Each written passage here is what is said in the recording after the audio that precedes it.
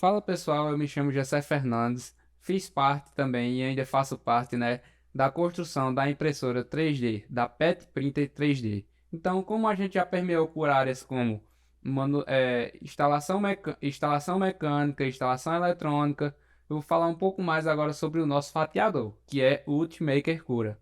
Antes de a gente começar a fatiar peças, nós precisamos configurar algumas coisas. Quais são essas coisas? São os ajustes da máquina, né?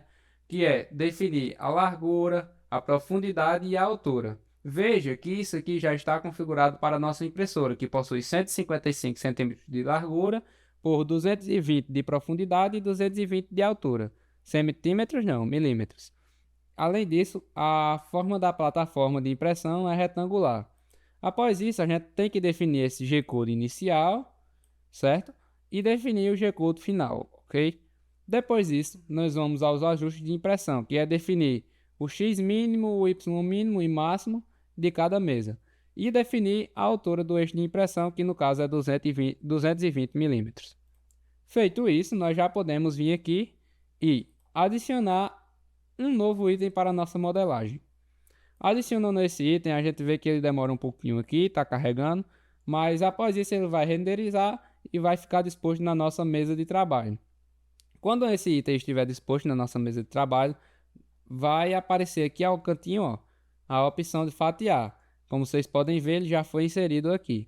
Quando a gente clica em fatiar, o nosso objeto vai ser fatiado. E para isso, ele vai demorar um pouquinho, porque é como se ele tivesse dividindo esse objeto em todas as camadas que a que a extrusora vai percorrer, certo? Então, eu vou dar uma adiantadazinha no vídeo aqui e ao final do fatiamento eu volto para explicar um pouco mais sobre as nossas configurações e observar como essa peça vai ser feita através da pré-visualização, correto? Bom, pessoal, terminado o nosso fatiamento aqui, veja que ele já exibe quantas horas vai ser necessárias para a impressão e mostra também como vai ficar o nosso objeto na hora da impressão, ok? Se a gente apertar aqui, ó, em pré-visualização, ou se apertar aqui mesmo, ele já mostra como foi feita o fatiamento. E aqui nesses íconezinhos a gente pode perceber como é feita a camada inicial, que ele vai mostrar através do que a gente vai passando, ó, eu demonstro todinho. Vou só adiantar um pouquinho aqui, ó. Tá fazendo aqui o nosso brinco, eu vou explicar um pouco mais à frente nas configurações. Depois ele vai fazer camada inicial, que é definida a partir das configurações aqui também. E após isso ele vai começar a subir o relevo da impressão, como vocês podem ver na pré-visualização. Então, observado isso, vamos falar sobre os ajustes de impressão, que é o que deixa a qualidade da impressão realmente bem feita, A partir disso, nós definimos para a nossa impressora a altura de parede de 0,8 mm e o número de filetes da parede de 2 mm. Além disso, nós deixamos a nossa expansão horizontal por enquanto em 0. Na parte superior e inferior da nossa impressão, nós definimos qual vai ser a quantidade de filamento depositado na última camada e na primeira camada. Essa configuração é bastante importante. Por quê? Porque é a partir disso que a gente vai construir o alicerce da nossa base. Veja bem, nós definimos como camada superior 4 camadas e com espessura superior de 0,8 milímetros por camada, certo? Após isso, no preenchimento, que é uma área bastante interessante que varia de acordo com a peça, faz bem a gente adquirir isso através da experiência. Por quê? Porque o preenchimento é o que vai dar a rigidez ao nosso objeto, correto? Então, algumas peças precisam de um preenchimento maior, enquanto outras precisam de um preenchimento menor. E esse preenchimento também atua veementemente na questão da qualidade da impressão e na velocidade com que a peça vai ser feita, correto? Além disso, a gente pode definir padrões de preenchimentos diferentes, como grades, linhas, triângulo, triexágono, cúbico, enfim, várias funções. Nossa impressora está imprimindo bem com o padrão de preenchimento de grade, mas nada impede de você aí na sua casa testar todos esses tipos de preenchimento para impressão e ver qual que se adequa melhor à peça que você está imprimindo.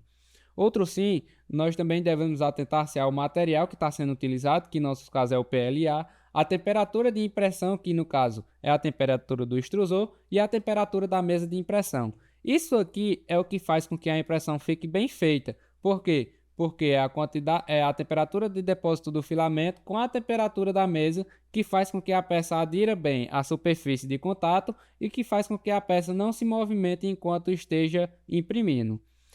Um ponto importante a ser falado é sobre a velocidade de impressão. Por quê? Sobre a velocidade de impressão, a gente define quantos milímetros de filamento serão depositados na mesa por segundo. Aqui, nossa impressora, nós estamos utilizando 50 milímetros por segundo, com velocidade da camada inicial de 15 milímetros por segundo. Por que essa velocidade de camada inicial de 15 milímetros por segundo? Pois é na camada inicial que a peça vai se aderir à superfície da mesa. Então, quanto mais devagar for feita, quanto mais cuidado tiver nesse alicerce, né, a gente vai ter uma qualidade de impressão melhor. Após isso, a gente definiu a velocidade de percurso de camada inicial de 36 milímetros por segundo e a velocidade de salto do Z em 10 milímetros por segundo. Aqui também, se a gente clicar aqui, ao definir a velocidade de impressão, ele recalcula todos esses valores. Então, você pode brincar basicamente nessa área e ver qual configuração fica melhor para a sua impressora. Já no percurso, a gente deixa habilitada a retração, que é para retrair o filamento quando o Bix estiver se movendo sobre uma área não impressa, que isso vai afetar em quê? Na limpeza da peça e na qualidade com que ela está sendo imprimida, fazendo com que não fique teias durante a impressão, correto? É bom também frisar um pouco mais sobre a refrigeração, ela varia de acordo com o ambiente que está sendo utilizado. Entretanto, na nossa impressora a gente está utilizando tudo ao máximo, né, em 100%, e está ocorrendo da forma com que a gente está esperando. Já na aderência da mesa, a gente pode definir algumas formas que vão ser utilizadas. Por exemplo, o brim, que é as diferentes opções que ajudam o brim, que é o que foi utilizado nessa peça, certo? O skirt, que ele sobe tipo uma saia na impressão, que geralmente é utilizada para impressões com que a gente precise manter a temperatura do objeto, geralmente impressões com muita altura, para que o objeto continue com a qualidade. Pode ser utilizado o Heft também, enfim, várias outras tipos de aderência de mesa, certo? Então, se você tiver uma curiosidade também, ó, assim que você coloca o mouse sobre o item, ele aparece aqui do lado uma pequena explicação que você pode ir lendo e definindo de acordo com o que você acha que é melhor para a impressão.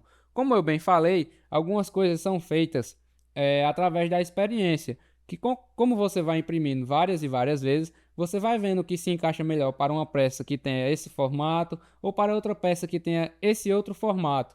Por exemplo, você vai produzir uma peça de resistência maior, você já sabe que você tem que melhorar um pouco mais o preenchimento para que essa peça fique mais rígida, enfim. E aqui também é definida a largura do brim, que é essa camadazinha aqui, e definido também a distância do brim. Então, basicamente é isso sobre os vídeos de impressão, de como vai ser utilizado, e eu espero que vocês tenham gostado de todos esses detalhamentos, e qualquer dúvida entre em contato com a gente. Obrigado, pessoal, e até a próxima.